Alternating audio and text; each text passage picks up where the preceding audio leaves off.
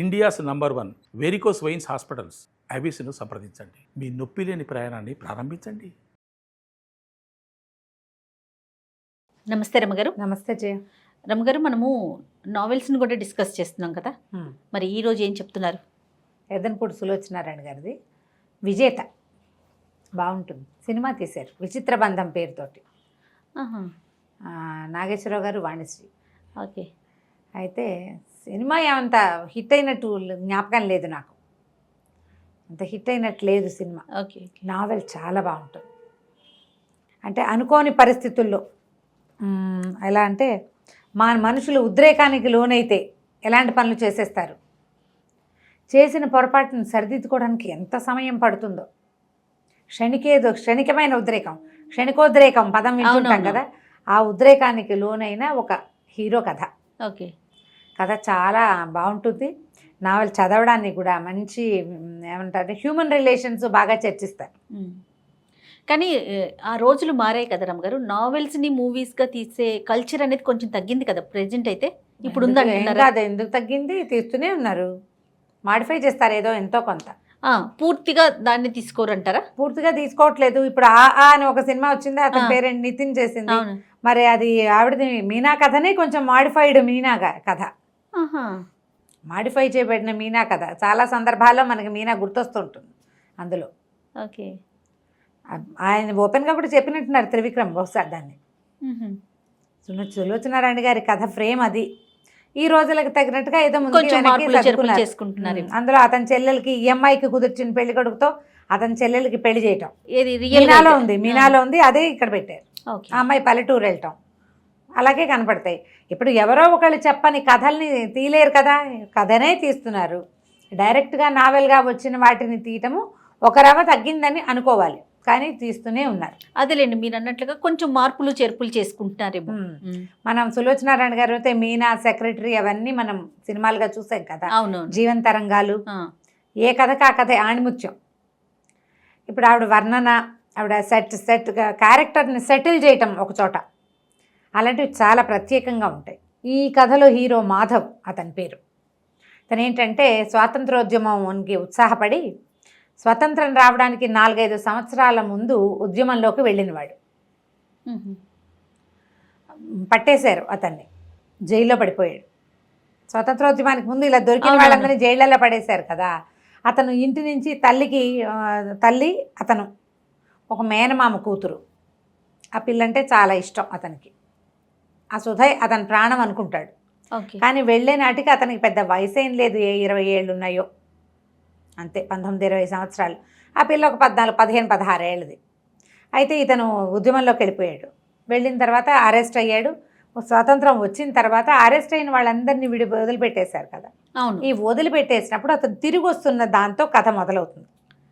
1947లో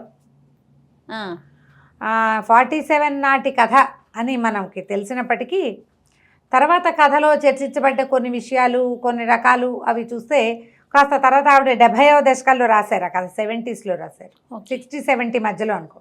కొంచెం ఆధునికపు పోకడలు కనపడుతూ ఉంటాయి కథలో, కొంచెం ఎక్కువ కాదు, కొద్దిగా. మరీ 47 నాటి భాష అది ఏం కాదు, అది ఓకే లేటెస్ట్ 80sలో మనం మాట్లాడిన భాష, పుస్తకాలు చదవగలిగే భాష, బాగుంటుంది స్టోరీ. అయితే ఈ మాధవ్ తిరిగి వస్తాడు తన ఊరికి. తిరిగి వస్తే ఒక జీప్లో వస్తుంటాడు. ఆ జీప్ వచ్చే దారిలో ఒక చోట ఒక గుర్రాల బండి ఒకటి, కోచ్, అది బురదలో దిగబడిపోయి కనపడుతుంది. కనపడితే వాళ్ళు ఆ కోచ్ తాలూకు ఆ కోచ్ మ్యాన్ సహాయం చేయమని కారు ఆపుతాడు. సరే చూస్తే ఏమవుతుంది, ఆ కోచ్లో ఒక అందమైన అమ్మాయి ఉంటుంది. ఒక 16-17 సంవత్సరాలు ఉంటాయి. అటు ఇటుగా ఇతను సూత వయసు అనుకో, 18 ఏళ్ళు నుంచి 17-18. పిల్ల చాలా అందంగా మంచి బట్టలతోటి బాగా డబ్బున్న వాళ్ళ పిల్లలే కనపడుతుంది, అందమైన పిల్ల. అయితే ఈ కోచు ఇందులో దీనికి చేతులు, బండిని బైక్ తోస్తాడు, చేతులు కట్టుకోవడానికి నీళ్లు కనపడ, బురదలో టైర్ చక్రము బురదలో దిగిపోయింది, అక్కడ నీళ్లు ఉన్నాయని చూపిస్తారు. ఆ నీళ్ల కోసం వెళ్ళినప్పుడు అది కొంచెం వెన్నెల రాత్రి, ఆ వెలుగులో ఆ పిల్ల మొహం అతనికి స్పష్టంగా కనబడుతుంది. అమ్మాయికి పైపెదవ మీద పుట్టుమచ్చ ఉంటుంది. దాని కేసు చూస్తే అతనికి మరదలు జ్ఞాపకం వస్తుంది. ఆ అమ్మాయి కూడా ఇలాంటి పుట్టుమచ్చ ఉంది, కుడి ఎడమలుగా ఉంటాయి. అది చూస్తూ చూస్తూ అమ్మాయి కర్చీఫ్ ఏదో నాప్కిన్ లాంటిది అందిస్తుంటే నాప్కిన్ పుచ్చుకోకుండా చేయి పట్టుకుంటాడు. పట్టుకునేసరికల్లా అమ్మాయి వెంటనే యూ రాస్కెల్ అనేసి చెయ్యి లాగేసుకుంటుంది. తిట్టేస్తుంది. ఇతను అది కాదు ఇది కాదని మళ్ళీ చేయించుకోవడానికి ప్రయత్నం చేస్తాడు. ఆ అమ్మాయి ఏం చేస్తుంది, మెళ్ళో ఆ పిల్లకి ఒక పులిగోరు పథకం వేళ్లాడుతుంటుంది. టక్కిన మెళ్ళో నుంచి ఆ పులిగోరు తీసి అతని మొహం మీద పొడి చేస్తుంది. అంటే తనను తను కాపాడుకోవడానికి చేసిన ప్రయత్నం. నిజానికి అతను ఏం చెయ్యాల, కానీ చీకటి మాటను ఎవరైనా చేయించుకుంటే అలాంటి ఉద్దేశం కలుగుతుంది. ఆ పిల్ల అపార్థం చేసుకుంటుంది. ఇతను కూడా మనిషి దృఢంగా భారీగా పెద్దవాడిగా ఉంటాడు, పొడుగాటివాడు. ఆ వయసు వాళ్ళని నమ్మలేరు ఆడపిల్లలు. దాంతో ఇతను మొహం పక్కకి తిప్పేసరికి అలా బుగ్గ మీద పొడుగ్గా గీసుకుపోతుంది. నెత్తురు వచ్చేస్తుంది, భగ్గుమంటుంది మొహం. హడిలిపోతాడు. ఆ అమ్మాయి అది కాదు ఇది కాదని నేను చెప్పే లోపలే ఆ అమ్మాయి కాస్త పరిగెత్తుకుంటూ వెళ్ళి ఆ గుర్రబండి మీద కూర్చుని ఎడాపెడా ఆ గుర్రాలని బాధేస్తూ పరిగెత్తిచ్చేస్తుంది అక్కడి నుంచి. ఏదో జరిగిందని చూసిన వాళ్ళకి అర్థమవుతుంది, కానీ ఏం జరిగిందో తెలియదు. మళ్ళీ వచ్చి జీప్లో కూర్చుంటాడు. జీప్ డ్రైవర్ వీడు ఏదో చేశాడనిపిస్తుంది. అమ్మాయికి పిచ్చర్లే ఉందంటాడు. అయిపోయింది ఇక్కడి నుంచి ఇంటికి వెళ్ళిపోతాడు. ఇంటికి వెళ్ళేసరికల్లా వాళ్ళ ఇల్లు ఇంటి ప్లేస్లో ఏదో ఉంటుంది. ఒక ముసలాయన ఎవరో కనపడతాడు, బాబాయ్. అయ్యో నువ్వు చనిపోయావు అనుకున్నాడు రా నాయన, మొత్తాన్ని బతికే ఉన్నావు, 5 సంవత్సరాలు 4-5 ఏళ్ళు అయిపోయింది. ఆంటీ ఇంటికి తీసుకెళ్తారు, అన్నం అదే పెడతారు. తీరా చూస్తే తల్లి లేదు, చనిపోయింది. సోదాలకి వీళ్ళ ఊరు కూడా వచ్చారు. వాళ్ళ అమ్మ గుండె పగిలిపోయి ఆవిడ పోయింది. ఆ ఇల్లు ఇంకా ఈ పిల్లాడు చచ్చిపోయాడని వచ్చింది వార్త. దాంతో ఇంటినేమో స్కూల్కి ఇచ్చేశారు ఇతని జ్ఞాపకార్థంగా. సుధ ఏమైందంటే, సుధనేమో వాళ్ళ మేనమామ వచ్చి తీసుకెళ్ళాడు. ఈ అమ్మాయికి ఇతనికి మాధవ్కి మేనమామ కూతురు. మాధవ్ మేనమామ భార్య ఉంది కదా, ఆమె అన్నదమ్ములు ఎవరో వచ్చి ఈ పిల్లని తీసుకుపోయారు. దాని గురించి వివరాలు ఏమైనా తెలుసా అంటే, ఏవో ఉత్తరాలు రాసిన ఉత్తరాలు చూస్తే వాళ్ళంతా చాలా మంచివాళ్ళని, తన్ని బాగా చూసుకుంటున్నారని రాస్తుంది. కానీ వీళ్ళని కోల్పోయానన్న బాధ ఆ ఉత్తరాల్లో కనపడుతుంది. ఇక ఏమీ చేయలేక బయలుదేరిపోతాడు. చాలా దిగులుగా ఉంటుంది, ఏం చేయాలో తెలియదు. అక్కడి నుంచి ఏం చేస్తాడు, ఇక ఇతనితో పాటు జైల్లో రామ్ గోపాలరావు గారని ఒక ఆయన ఉంటారు. ఆయన కొంచెం సంపన్న గృహస్థు. ఈయన ఈ ఉద్యమంలో ఉంటారు. ఆయనకు ఉత్తరం రాసి పంపిస్తాడు ఈ జీప్ డ్రైవర్ తోటి. ఇక్కడ మా అమ్మ లేదు, సుధా లేదు, నా జీవితం ఇలా ఉందంటే ఆయన పర్వాలేదు నువ్వు బాధపడుకు, నా దగ్గరికి వచ్చేసేయమంటాడు. ఆయన దగ్గరికి వెళ్తాడు. సరే వెళ్ళిన తర్వాత బాగా ఆరాధీసి ఈ సుధ ఎవరింటికి వెళ్ళిందో అది మొత్తం కనుక్కుంటాడు. ఆ అమ్మాయి మేనమావ నాగభూషణం బాగా సంపాదిస్తాడు. వ్యాపారం ఏదో ఉంటుంది, కలప వ్యాపారమో ఏదో. వాళ్ళ ఇంటికి వెళ్తే ఆ సుధకి పెళ్ళైపోయి ఉంటుంది. మేనమావ కొడుకునే పెళ్లి చేసుకుంటుంది. తనకు తెలిసిన అందాల భరిని కాదు ఈ పిల్ల. చక్కగా బొద్దుగా చిన్నగా బాగా క్యూట్గా ఉండే అమ్మాయి కాకుండా పుష్టిగా ఒంటి నిండా నగలతోటి బాగా దెబ్బతోటి వచ్చిన దర్పంతో ఉన్న అమ్మాయి కనపడుతుంది. ఆడపిల్లని నాకు అంతకంటే వేరే దారి లేకపోయింది అని అనలేదనిపిస్తుంది అతనికి. ఏదో చిన్నప్పుడు అనుకున్నావు అవి ఇవి ఇప్పుడు ఎందుకుంటాయి అవన్నీ భలేవాడివి బాబా అంటుంది. కానీ మేనత కొడుకు చిన్నప్పటి నుంచి ఇతనితో కలిసి పెరిగింది, ఇతను బతికొచ్చాడని సంతోషపడుతుంది. ఒక విసుగు పుట్టేస్తుంది ఇతనికి జీవితం అంటే ఇక్కడ ఉండకూడదు అనుకుంటాడు. ట్రైన్ ఎక్కుతాడు. ఆ ట్రైన్ ఎక్కేటప్పుడు ఏమవుతుంది, పొరపాటున ఒక ఫస్ట్ క్లాస్ కూపేలోకి వెళ్తాడు. అతను ఎక్కిన తర్వాత ఎవరో వస్తారు. తీరా చూస్తే ఏ అమ్మాయి అయితే తన బుగ్గ మీద ఇలా ఘాటు పెట్టిందో ఆ అమ్మాయి అక్కడ ఉంటుంది. ఇక ఏం చూస్తే ఎవ్వరు ఉండరు, ఆ కూపేలో వాళ్ళిద్దరే ఉంటారు. ఆ పిల్లని బాగా బెదిరించి ఏడిపించాలనిపిస్తుంది ఇతనికి. పెద్దవాడు కాదు కదా, 24-25 ఏళ్ళవాడు. ఆ అమ్మాయి అంతకంటే రెచ్చిపోయి తిట్టినట్టుగా బిహేవ్ చేసేసారు కల్లా ఆ పిల్లని బలవంతం చేసేస్తాడు. ఒక ఆపుకోలేని తనంతో. ఏం చేయాలో తెలియదు. అయ్యో ఇంత పని చేశాను, ఈ పిల్ల జీవితం పాడు చేశాను అనిపిస్తుంది. అటు తోటకూర కాడలా పడిపోతుంది. బ్రీఫ్గానే రాస్తారు. సరే ఏమనుకుంటాడు, ఇంత పని చేసి నా మొహం ఎలా చూపిస్తాను, రామ్ గోపాలరావు గారు నన్ను పిలిచారు, నేను మంచివాడిని, ఇలాంటి పని చేశానని తెలిస్తే ఏమైనా క్షమిస్తారా ఎవరైనా? ఏమీ చేయలేక ఆ పిల్లని అక్కడ వదిలిపెట్టేసి ఆత్మహత్య చేసుకుందామని దిగేస్తాడు. ట్రైన్ దిగుతాడు. అమ్మాయి లోపల పడి ఉంటుంది. దిగేస్తాడు. కానీ దూకేసే టైంకి జీవితం మీద ఏదో ఒక ప్రీతి వెనక్కి అడుగేసేస్తాడు. చావడు, చనిపోవడానికే వెళ్తాడు. ఆత్మహత్యకే ఇంత పని చేశాను నేను అని. అక్కడి నుంచి ఆ రామ్ గోపాల్ గారి దగ్గరికి వెళ్ళిపోతాడు. ఆయన చాలా బాగా చూసుకుంటారు. ఇతనికి ఆ అమ్మాయి ఎంతసేపు గుర్తొస్తూ ఉంటుంది. ఆ పిల్ల మొహం మర్చిపోడు. ఆ మెళ్ళలో ఉన్న పులిగోరు, అందమైన మొహం, సోగ కళ్ళు అవి బాగా జ్ఞాపకం ఉంటాయి. సరే వీళ్ళ దగ్గర ఉండటం మొదలు పెడతాడు. ఆయన కొంత 4-5 సంవత్సరాలకి ఆయన చనిపోతారు. ఆయన ఆస్తి పాస్తి వ్యవహారం అంతా చూసేవాడు. ఆయన పోతూ పోతూ వీళ్ళు ఏం రాస్తారంటే, తన ఆస్తి మీద ఇదంతా కూడా ఇల్లేమో హాస్పిటల్కి ఇచ్చేయాలి, ఆ వ్యవహారం అంతా మాధవే చూడాలి, తర్వాత హైదరాబాద్కు 40 కిలోమీటర్ల దూరంలో ఒక పల్లెటూరులో ఉన్న ఒక ఇల్లు, 10 ఎకరాల పొలము మాధవ్ పేరుతోటి రాస్తారు. ఈ హాస్పిటల్ గార్డియన్షిప్ అంతా మాధవ్కి. ఆయన చుట్టుపక్కలకి ఎవరికి ఆస్తి ఎవరు, దాంతో వాళ్ళంతా బాగా గొడవ చేస్తారు. హాస్పిటల్ ఏర్పాట్లు అన్నీ చేస్తాడు. ఇంకా లాయర్ రాసిన తర్వాత వీళ్ళకి ఇంక చేసేదేముంది, ఆ పల్లెటూరుకి వెళ్తాడు. మధ్యలో అమ్మాయికి, అతనికి ఆ వయసు వాడికి కొంచెం డబ్బులు చేతిలో ఆడుతున్న వాడికి ఆడపిల్లలు తారసపడకుండా ఎందుకుంటారు, కానీ ఎవరితోటి అతను ఇన్వాల్వ్ అవ్వడు. ఎంతసేపు ఆ పిల్లే గుర్తొస్తుంటుంది అతనికి. ఈ రామ్ గోపాల్ గారి సహాయంతో చదువుకున్న ఒక ప్రసాద్ అని ఒక కుటుంబంతో కొంత పరిచయం ఏర్పడుతుంది. అతనికి ఒక చెల్లెలు ఉంటుంది. ఆ పిల్లకి ఇతనంటే ఇష్టం, కానీ ఆ అమ్మాయి దగ్గరికి వెళ్ళినప్పుడు ఆ అమ్మాయి గుర్తొస్తుంటుంది, ఆ ట్రైన్లో పిల్ల. దాంతో ఆ అమ్మాయితో కూడా ఇన్వాల్వ్ అవ్వడు. వివాహం లేదు, ఇలాగే ఉన్నాడు.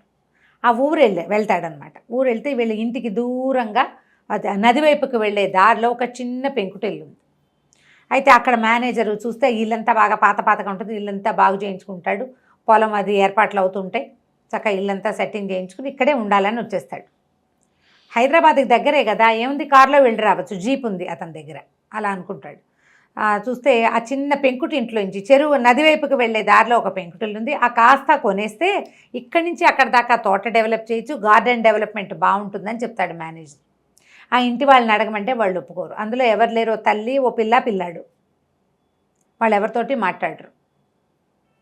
పేదవాళ్ళు ఏదో వ్యవసాయం చేసుకుంటారు, చిన్న పొలం ఉంది, దున్నుకుని ఏవో ఒక కూర మొక్కలు అవి పెట్టుకుని దాంతో కాలక్షేపం చేస్తారు. వాళ్ళ దగ్గర డబ్బులు లేవు, కానీ వాళ్ళు ఆ ఇల్లు అమ్మరు. సరే, ఇతను ఏం చేస్తాడు, వాళ్ళని ఎన్ని విధాలు అడిగి చూసినా వాళ్ళు ఒప్పుకోరు. ఓ రోజు అక్కడికి వెళ్తాడు. వెళ్ళేసరికల్లా ఆ ఇంటికి ఒక ముసలావిడ కనపడుతుంది, కానీ ఆవిడేం పెద్దగా మాట్లాడదు. ఆ ఇంటికే వెళ్తే ఆ ఇంట్లో ఒక పిల్లాడు ఉంటాడు, 14 ఏళ్ళ వాడు. 14 ఏళ్ళు అలా ఉంటాయి. వాడికి ఏదో యాక్సిడెంట్లో నడుము విరిగిపోయింది, వాడు నడవలేడు, మంచం మీద ఉంటాడు. ఈయన్ని చూసి అసలు కిరిబిక్కిరైపోతాడు సంతోషంతో. కాస్త చదువుకున్న మొహం చూసి ఎన్నేళ్ళు అయిందో, వీళ్ళంతా పల్లెటూరు వాళ్ళు అని చెప్తే అది మీది ఈ ఊరు కాదంటే, చిచ్చి వీళ్ళు ఈ ఊరికి మాకు ఏం సంబంధం, మా సంబంధం లేదు. మా నాన్న నవాబు దగ్గర మిలిటరీ ఆఫీసర్, రజాకార్ మూమెంట్లో మా నాన్నని కాల్చేశారు. మరి నేనేమో పారిపోయే క్రమంలో గోడ మించి పడిపోయి నా నడుము విరిగిపోయింది, అందుకని నేను మంచాన్ని పడిపోయా. మా అక్క నేను ఆయా ఉంటాం. ఆవిడ మీ అమ్మగారు, చిచ్చి ఆ అమ్మ ఏమిటి, అమ్మ కాదు ఆయా అని చెప్తాడు. ఆయా, అక్క, తమ్ముడు ఉన్నారు. ఇక ఈ పిల్లాడితో ఫ్రెండ్షిప్ చేస్తాడు. ఆ పిల్లాడిని చూస్తే ఉసూరుని అనిపిస్తుంది. ఎవరో ఒకళ్ళు ఉండద్దు ఇలాగా, ఆ వయసు పిల్లలు, పైగా చదువుకున్న ఆగర్భ శ్రీమంతుల ఇంట్లో పుట్టిన పిల్లవాడు ఇట్లా పాపం ఒంటరిగా పడున్నాడని ట్రాన్సిస్టర్ కావాలి, పాటలు వింటానంటే రేడియో పంపిస్తాడు. 2 సార్లు తిరుగుతాడు. 3వసారి ఆ ఇంట్లో ఉన్న అమ్మాయి ఎదురుపడుతుంది అతనికి. తీరా చూస్తే ఆ అమ్మాయి ఎవరో కాదు, ఏ అమ్మాయినైతే ట్రైన్లో వివసంగా ఉన్న పిల్లని వదిలిపెట్టి పారిపోయాడు అతను, ఆ పిల్ల ఇక్కడ కనపడుతుంది. అతనికి అర్థమవుతుంది, అతను చెప్పే వాళ్ళ అక్కయ్య ఈ అమ్మాయి అని. దాన్ని బతిమలాడడానికి ప్రయత్నిస్తాడు. అమ్మాయి, ఇంకా ఏం చేయడానికి వచ్చావు, మా జీవితం సర్వనాశనం అయిపోయింది, ఇంకేం చేస్తావు నువ్వు అంటుంది. ఏం జరిగిందో ఆ కోచు మెడ నిండా ఒంటి నిండా బంగారం ఖరీదైన బట్టల్లో చూసిన పిల్ల ఇప్పుడు ఒక దిక్కు లేకుండా ఆ కాళ్ళు విరిగిపోయిన పిల్లవాడితోటి ఒక పాత చీర కట్టుకుని మట్టిలో పనిచేస్తూ కనపడుతుంది. ఈ స్థితికి తను ఎట్లా కారణమయ్యాడో అతనికి అర్థం కాదు, తనే కారణమా అనిపిస్తుంది. అక్కడి నుంచి ఈ పిల్లాడు ఏం చేస్తాడు, ఉత్తరం రాసి పంపిస్తాడు, మా నాన్న మా అక్కయ్య ఒప్పుకోవట్లేదు, ట్రాన్సిస్టర్ తీసేసుకోండి అని. కానీ అతను వదిలిపెట్టాడు. ఇప్పుడు ఎలాగైనా ఆ పిల్లని సాధించాలంటే ఈ పిల్లని పట్టుకోవాలనుకుంటాడు. అమ్మాయి కావాలి ఇతనికి, ఇంకా జీవితంలో వేరే ఆశ ఏం లేదు, ఇదే నా తాలూకు చుక్కాని నా జీవితానికి అనిపిస్తుంది. ఎంత ట్రై చేసినా అమ్మాయి ఇతనితో మాట్లాడు. ఆ పిల్లాన్ని బాగా మాలిం చేస్తాడు. నీ కాళ్ళు తెప్పిస్తాను నేనంటే అప్పుడు డాక్టర్ని తీసుకొస్తాడు. నేను చేయిస్తాను, అప్పుగానే ఇస్తా, మీరు అప్పు తీర్చుకోండి. అక్క ఒప్పుకోదు, కానీ అంటే నేను ఇలాగే బతకాలా అని ఏడుస్తాడు తమ్ముడు. ఎందుకు వాడి మొహం తనకి గిట్టదో చెప్పదు. ఇంకేం చేస్తారు, ఇక ఆపరేషన్ తప్పనిసరి, ఆపరేషన్ చేయిస్తారు. మరి కాళ్ళు వస్తాయి, నడకొస్తుంది, క్రచెస్ తోటి వాడితే నడవగలుగుతాడు. తప్పనిసరి ఆయా అమ్మాయి పేరు సంధ్య, ఇద్దరు ఇతనితోటి లొంగి ఉండాల్సి వస్తుంది. మెల్లిగా అలవాటైతే క్రమంగా తానని దగ్గర తీసుకోవచ్చు అనుకుంటాడు. ఎంత ట్రై చేసినా లొంగదు, మహా పొగరబోతు అమ్మాయి. క్యారెక్టర్ని అట్లా చూపిస్తారు, కానీ దెబ్బతిన్న వాళ్ళకి ఇంకా ఆత్మాభిమానం హెచ్చుగా ఉంటుంది. అండర్ కరెంట్గా ఆ పిల్ల ఆత్మాభిమానమే మనకి కనపడుతూ ఉంటుంది అనమాట. అది పొగరులాగా ఒక డైలాగ్ వస్తూ ఉంటుంది అతని దగ్గర, కానీ అది కాదు, దెబ్బతినిపోయిన ఆత్మాభిమానం. మా జీవితం ఇలా అయిపోవడానికి ఇదే కారణము అని. సరే, ఇలా కొద్ది రోజులు గడిస్తే ఈ పిల్లాడు హాస్పిటల్లో ఉన్నప్పుడు ఏమవుతుందంటే, వీళ్ళకి పెద్ద తుఫాన్ ఒకటి వచ్చి నదంతా పొంగిపోయి వీళ్ళు ఇల్లంతా నీళ్ళు వచ్చేస్తాయి. బలవంతంగా వాళ్ళని తన దగ్గరికి తీసుకొచ్చేస్తాడు. మరి వీళ్ళింటి ఇతని పెద్ద ఇల్లు కదా, ఇల్లు మునిగిపోయాక ఇంకేం చేస్తారు అక్కడ? ముగ్గురిని తీసుకొచ్చేస్తాడు, వీళ్ళ ఇంట్లో ఉంటారు, ఈ సర్జరీ చేస్తాడు. ఈ సర్జరీ అయ్యి అతను కొంచెం నార్మల్ అయ్యే క్రమంలో ఆ జ్యోతి అనే అమ్మాయి, ఆ ప్రసాద్ చెల్లెలు అక్కడ కనపడుతుంది హాస్పిటల్లో. అబ్బో వీళ్ళు చాలా గ్రంథసాంగులు, వీళ్ళు ఎక్కడ దొరికారు నీకు అని అడుగుతుంది. అడిగేసరికల్లా అదేంటి అట్లా అంటావు, ఏమిటి అదంటే, నాకు వీళ్ళ సంగతులు అన్నీ తెలుసు, కావాలంటే నేను నీకు నిరూపిస్తాను అంటే, తీరా ఏం నిరూపిస్తుందో వాళ్ళని ఇంటికి పంపించాక అమ్మాయి ఏం నిరూపిస్తుందో చూడాలనుకుంటాడు. ఈ పిల్లంది ఇది అందంగా కనపడుతుంది, నంగనాచి ఓ పిల్లని కానీ హాస్పిటల్లో బారేసింది అని చెప్తాడు. చెప్పేసరికల్లా పిల్లాన్ని చూపించమంటాడు. నిర్ఘాంతపోతాడు అతను. చూపించమంటే ఒక శరణాలయంలో, అంటే ఒక కాన్వెంట్లో, హాస్పిటల్కి అనుబంధంగా ఉండే కాన్వెంట్, ఆ కాన్వెంట్లో ఈ సంజయ్కి డెలివరీ అయింది. ఆ పిల్లవాడు ఇక్కడ ఉండిపోయాడు. దాంతో వెళ్తారు జ్యోతి ఇతను. ఆ పిల్లాడు చూస్తే ఆ పిల్లవాడు తనలాగానే కనపడతాడు ఇతనికి, 4 ఏళ్ల పిల్లాడు. ఆవిడేం చెప్తుందంటే, అయ్యో ఎంత సంజయ్కి కళ్ళు పాడే పూడుకుపోయాయా, ఇంత అందమైన పిల్లాడు, వీడిని ఎట్లా వదిలిపెట్టిందంటే, ఆవిడంటుంది కాదు అసలు ఆ అమ్మాయికి స్పృహే లేదు, చాలా బలహీనంగా ఉంది, అసలు అమ్మాయి బతుకుతుందని కూడా మేము అనుకోలేదు, పిల్లాడు బతుకుతాడు అనుకోలా, ఆ 9-10 నెలల ప్రెగ్నెన్సీలో ఆ పిల్ల గట్టిగా అన్నం తినదే లేదు, ఏదో రుణానుబంధం వల్ల ఈ పిల్లాడు పుట్టాడు, కానీ లేకపోతే పుట్టవలసింది కాదు, ఆ పిల్లే చచ్చిపోవాలి, ఆహారం కూడా లేదు తనకి సరిగా, ఏదో ఆకలికి ఒక గుప్పెడు తినే తప్పిస్తే బలవర్ధక ఆహారం లేని పరిస్థితిలోనే ఉంది, ఏదో ఒక పొరపాటున జరిగింది. అయితే ఈ పిల్లాడు 3 రోజుల దాకా 5 రోజుల దాకా బతుకుతాడు అనుకోలేదు, మేము పిల్లని పంపించేసాం. పిల్లవాడు బతికాడని నేను మళ్ళీ వాళ్ళ నాన్నకు ఫోన్ చేస్తే ఆయన నేను ఎవరో తెలియదు అన్నట్టుగా బిహేవ్ చేశాడు. ఆ తర్వాత రజాకార్ మూమెంట్లో ఆయన్ని కాల్ చేశారని తెలిసింది. ఆ తల్లి పిల్ల ఏమైపోయారో, ఆ అమ్మాయి ఏమైపోయిందో తెలియదు. ఈ పిల్లాడు చాలా అందమైన పిల్లాడు, చాలా తెలివైన వాడు, నేనే పెంచుకుంటున్నాను అని చెప్తుంది ఆ కాన్వెంట్ మదర్. ఇక ఆ పిల్లాడిని చూసేసరికల్లా ఏం చెప్తుందంటే, ఈ జ్యోతి పిల్లాడి తండ్రే వీడని చెప్తుంది అక్కడ చూపించటం కోసం. పిల్లాడి తండ్రి అంటే పోలికలు కనపడుతున్నాయి కదా చక్కగా, దాంతో ఆ సిస్టర్ నమ్మేస్తుంది. అక్కడి నుంచి పిల్లని దగ్గరికి తీస్తే వస్తాడు దగ్గరికి, వాడు కొంచెం జనముద్దైన పిల్లాడు, అందరితోటి కొంచెం బాగుంటాడనమాట. తర్వాత ఇతను మర్నాడు వెళ్ళి మాట్లాడుకుని సంజయ్ నా దగ్గరే ఉందని చెప్పి పిల్లాన్ని నాకు ఇచ్చేయమని అడిగి తెచ్చేసుకుంటాడు, ఇంటికి తెచ్చేస్తాడు. ఆ ఇంట్లో ఆల్రెడీ సంజయ్ ఉంది, ఆయా ఉంది. వాసుని స్కూల్లో చేర్పిస్తారు, ఒక కాన్వెంట్లో చేర్పిస్తారు. ఇదంతా అప్పే అనుకోమంటాడు, పెద్దయ్యాక తీరుద్దు కానీ, నాకు సరైన టైంలో ఎవరు చదువు చెప్పించలే, నన్ను ఎవరు చూడలేదు, నీకు ఒక అవకాశం లభించింది, అది తీసుకోమంటారు. మరి వాళ్ళ ఇంట్లో ఉంటున్నందుకు ఏదైనా పని చేసి పెట్టద్దు, అందుకని ఇంటి పని చేయడానికి దానికి ఆయా వాళ్ళు ఒప్పుకుంటారు, ఇంట్లోనే ఉంటారనమాట. ఆయా ఏముంటుందంటే, ఇప్పుడు చూడు నీకోసం అని ఎంత సర్దుకున్నాను అనమ్మా నేను, ఇప్పుడు ఇంత పెద్ద వయసు వచ్చాక నాకు స్థిమితంగా ఎక్కడైనా ధైర్యంగా బతకాలనుంది, బతికినన్నాళ్ళు, నీకు ఇష్టం లేదంటే వెళ్ళిపోదని చెప్పండి. ఇప్పుడు ఇంతకాలం కష్టపడ్డారు, ఏం చేస్తుంది, ఊరుకుంటుంది అనమాట. అతనితో ఉండటం ఇష్టం లేదు, మెల్లిగా అలవాటు పడతారు. పిల్లాన్ని తీసుకొచ్చేసరికల్లా వాడు సంజా అని పిలుస్తాడు, మెల్లిగా అమ్మ అని పిలవటం మొదలు పెడతాడు. తిడుతుంది, అందుకు వీడికి ఇలాంటి వాళ్ళు ఎన్ని పనులు చేశాడో, ఎవరి పిల్లాడో పిల్లాడు అనుకుంటుంది, నిజం చెప్పడు. కానీ పిల్లాన్ని మాత్రం అమ్మాయికి అలవాటు చేస్తాడు. ఎంత ట్రై చేసినా ఆ అమ్మాయిని సరిగ్గా చేసుకోలేకపోతాడు ఇతను. ఈ సందట్లో మళ్ళీ ఇతను సుధ, ఇతని మేనమావ కూతురు ఉంది కదా, అతను అమ్మాయి భర్త వస్తారు ఇక్కడికి. చూస్తే వాడు కూడా ఈ అమ్మాయికి కాలేజీలో సీనియర్, ఇదే మంచివాడేం కాదు, బోళ్ళని గ్రంథాలు ఉన్నాయి, మా ఆవిడ కూడా వాడి చుట్టూతానే తిరిగేది అని చెప్తే ఈ అమ్మాయికి ఇంకా అగ్నిలో ఆజ్యం పోసినట్టు అయిపోతుంది. సరే ఇతను ఎక్కడికో వెళ్తాడు, వెళ్ళేసరికి ఇతనికి విసుగు పుట్టిపోతుంది, ఇంకా నేను ఇది సరిచేయలేను, నా దారి నేను ఎటైనా వెళ్ళి ఈ పిల్లాన్ని తల్లికైనా అటాచ్ చేస్తే, ఆయన రామ్ గోపాల్ గారు ఆస్తి ఎట్లా చేస్తారంటే ఇతని వారసులకే దక్కాలి, మాధవ్కి అమ్మే అధికారం లేదు, పిల్లాడికి ఆస్తి వస్తుంది. ఇక ఈ అమ్మాయిని చేస్తే అమ్మాయి కనీసం స్థిమితంగా అయినా బతుకుతుందని అనిపిస్తుంది అనమాట. ఎక్కడికో వెళ్తాడు, వెళ్ళేసరికల్లా ఏమవుతుంది, అప్పుడే ఆ మేడం, ఈ ఆవిడ ఉంది కదా మదర్, అసలు కాన్వెంట్ మదర్ ఉత్తరం రాస్తుంది, పిల్లాన్ని చుట్టానికి వస్తున్నానని.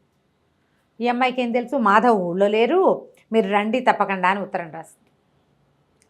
తెలియదు కదా, తీరా ఆవిడ వచ్చేసరికల్లా ఆవిడని చూడంగానే ఆయా పారిపోతుంది లోపలికి. ఆవిడ సంజయ్ చూసి ఆశ్చర్యపోతుంది, నువ్వు ఇక్కడే ఉన్నావా అంటూ. నేను ఇక్కడే ఉంటామంటే, నేను ఎప్పుడు ఇక్కడే ఉన్నానంటే, అదేమిటి మీ ఇద్దరు పెళ్లి చేసుకోలేదా, అప్పుడు పెళ్ళి అవ్వలేదు కదా. అప్పుడు ఈ అమ్మాయికి అర్థమవుతుంది ఈ పిల్లాడు తన పిల్లాడేనని. ఆయా ఏడుస్తుంది, ఏం చేయను మరి, నువ్వు ఇంటికి ఇచ్చిన స్థితి బాగుండలేదు, తర్వాత నీకేమో ప్రెగ్నెన్సీ, మీ నాన్న ఏమో కొట్టి చంపేస్తాడు తండ్రి. ఎందుకు, ఎక్కడి నుంచి వచ్చిందో ఇది చెప్పమని. ఎవరని చెప్తుంది ఆ పిల్లకి? ఏం తెలియదు, ఎవరో తెలియదు నాకంటే బాగా కొట్టి నాన్న హింసిస్తాడు తండ్రి. చివరికి పెద్ద నెలలు వచ్చేసే ఏమీ చెయ్యలేక ఆ ప్రెగ్నెన్సీని కాన్వెంట్లో డెలివరీ చేసి పిల్లాన్ని వదిలించేసుకుంటారు. అప్పుడు అసలు నువ్వే బతుకుతావో లేదో తెలీదు. నిన్ను అడ్డాల్లో నుంచి పెంచాను, మీ అమ్మ దగ్గర నుంచి నేనే పెంచాను, నీ తమ్ముడిని నేనే పెంచా. ఇప్పుడు నీ పెంచిన ప్రేమ నాకు ముఖ్యం, ఆ చంటిగుడ్డు పసిగుడ్డు ముఖ్యం కాదు కదా. నేను పెంచుకున్న పెళ్ళే నాకు ముఖ్యం, అందుకని తీసుకొచ్చేసాను. ఆ ఇల్లు వాళ్ళ పల్లెటూరులో ఉన్నది కూడా ఈ ఆయా భర్తకి రావు బహదూర్ గారు ఇచ్చిందనమాట గిఫ్ట్. అందరూ చచ్చిపోయారు. ఆ అమ్మాయి మొగుడు కూడా, ఆయా మొగుడు కూడా పోతాడు ఆ రజాకార్ మూమెంట్లో. ఆవిడకి పిల్లలు లేరు. ఈ అయ్యగారి కూతుర్ని కొడుకుని తీసుకొచ్చి తన పల్లెటూరు తీసుకొచ్చి తనతో పాటు ఉంచుకుంటుంది. ఆయాగానే ఉంటుంది. తనకి వాళ్ళ నాన్న ఇచ్చిందైనా తనకిచ్చేసింది, దాని మీదే ఉంటారు తన అక్క తమ్ముడు. ఇంకేం చేస్తుంది, ఆ పిల్లాన్ని దగ్గర తీసుకుంటుంది. ఇతను ఏం చేస్తాడంటే వస్తాడని ఎదురు చూస్తూ ఉంటుంది. అతను ఒక ఉత్తరం రాసి పెట్టి దీంట్లో పెడతాడు, ఒక వినపెట్టెలో పెడతాడు. డబ్బులు అవసరమైనప్పుడు తీసి చదువుతుంది అని. ఆ ఉత్తరం అమ్మాయి చదవదు, కానీ తెలుసుకుంటుంది. ఇప్పుడు పిల్లాన్ని తీసుకొచ్చాడంటే తనని ఆదరించే ఉద్దేశంతో తీసుకొచ్చాడు, అందుకే తన వెంట పడుతున్నాడు. వస్తాడని చూస్తుంది. తీరా పెద్ద పిడుగు లాంటి వార్త వస్తుంది, ట్రైన్ యాక్సిడెంట్లో మాధవ్ చనిపోయాడు అని. ట్రైన్ యాక్సిడెంట్ అవుతుంది. కలకత్తా నుంచి మేనేజరు వాళ్ళు వీళ్ళు వస్తారు.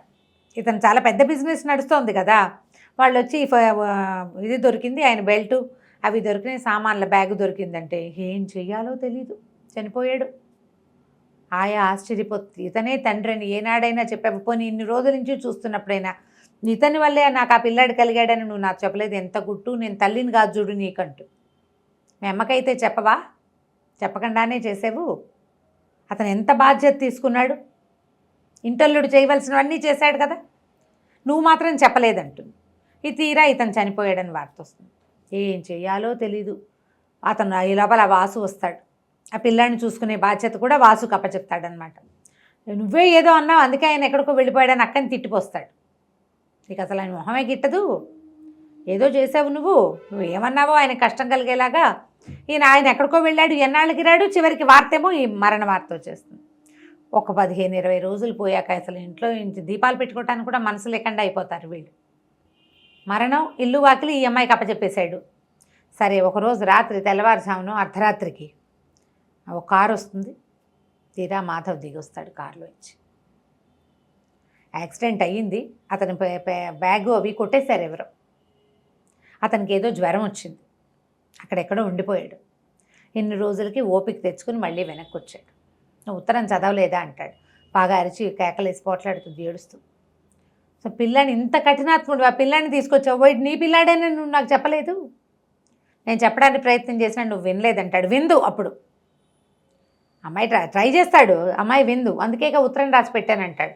ఉత్తరం వల్ల తెలియలేదు నాకు దీనివల్ల తెలిసింది, మా కాన్వెంట్ నుంచి ఆ మదర్ వచ్చింది, అంచేతే నాకు తెలిసిందని చెప్తుంది. తీరా ఉత్తరం తీసి మెల్లిగా చదువుతుంది. ఎట్లా అతను తన కోసం బాధపడ్డాడు, చేసిన పొరపాటుని అతను సరి చేసుకోవడానికి ఎంత ప్రయత్నం చేశాడో. జీవితంలో ఇంకేదీ లేదనుకున్నప్పుడు ఆశ మళ్ళీ పిల్లాడు కనపడేసరి కల్లా ఇది బాగుందనిపించింది. ఆ పిల్లాడిని తెచ్చాక కూడా అమ్మాయి సెట్ కాదు.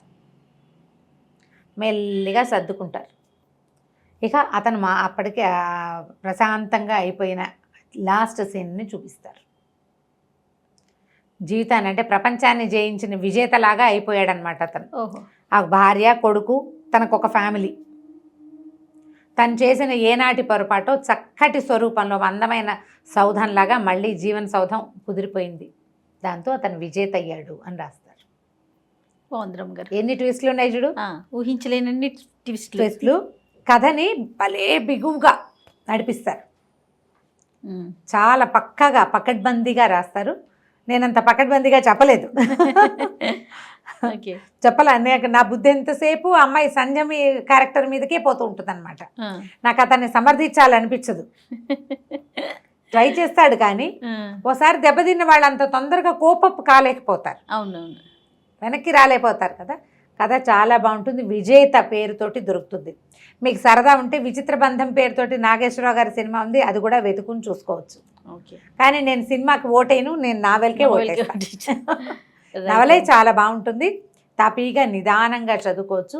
ఎవరైనా చెప్పేది వినాలి మనం, అనేది ఒక అండర్ కరెంట్గా కనపడుతూ ఉంటుందన్నమాట. తాత్కాలికమైన క్షణికోద్రేకాలకి లోన్ కాకూడదని, దానివల్ల చాలా సమస్యలు వస్తాయని, అవతల వాళ్ళు చెప్పేదానికి కొంత చెవి ఇవ్వాలి అనేది ఒక క్లియర్గా కనపడుతుంది. చివరి దాకా అతని బుగ్గ మీద ఆ అమ్మాయి పులిగోరుతో గీసిన గీత అట్లా ఉన్నట్టే ఉంటుందన్నమాట. ఎవరైనా అదేమిటి అనగానే అమ్మాయి గుర్తొచ్చేస్తుంది అతనికి. చాలా బాగుంది రమ్య గారు. రైట్, నమస్తే. నమస్తే జీ.